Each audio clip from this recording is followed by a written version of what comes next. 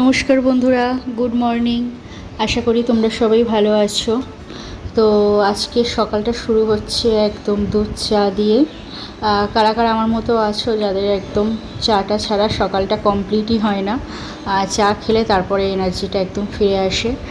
তবে দুধ চাটা হচ্ছে কি আমার জন্য না, আমার মেয়ে আর মায়ের জন্য আজকে দুধ চা হচ্ছে। আর আমি তো প্লেন একদম লিকার চা খাই, আমি দুধ চা একদমই খাই না।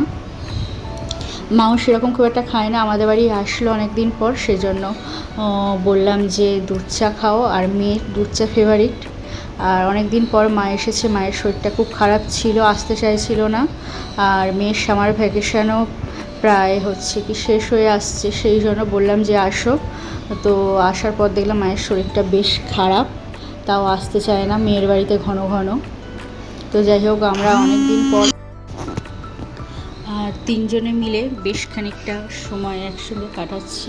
মায়ের সাথে গল্প করে একটু মনটাও ভালো লাগছে। তো আজকে হচ্ছে আমাদের ব্রেকফাস্ট মুড়ি, আর তার সাথে শসা, পেঁয়াজ, গাজর কেটে নিয়েছি, একটু ঘুগনি ছিল, আর ওর সাথে একটু ডিমও ভেজে নিয়েছি। একটু বেলা হয়ে গেছে আজকে মার সঙ্গে কথা বলতে বলতে, আর সেই জন্য আজকে এরকমভাবেই টিফিনটা করে নিলাম, তিনজনেই করে নিয়েছি। আর আজকে মাছ এনেছিল, লাইলন টিকা মাছ। প্রথমে হাজব্যান্ড বললো যে আজকে একদম নিরামিষ করবে, তো বললাম ঠিক আছে আজকে নিরামিষ হবে। তারপরে দেখছি যে মাছ, তার সাথে মাছের ডিম একদম সব নিয়ে চলে এসেছে।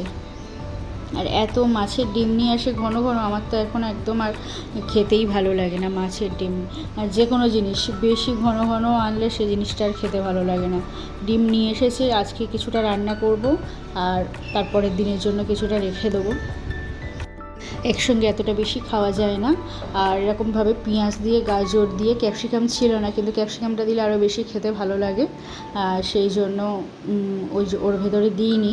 তো এরকমভাবে হাজব্যান্ড খেতে ভালোবাসে বলে ওটাই করলাম। আর শেষে একটু গরম মশলা দিয়েছিলাম। আর আজকে মাছের ঝোল হচ্ছে কুমড়ো দিয়ে মাছের ঝোল।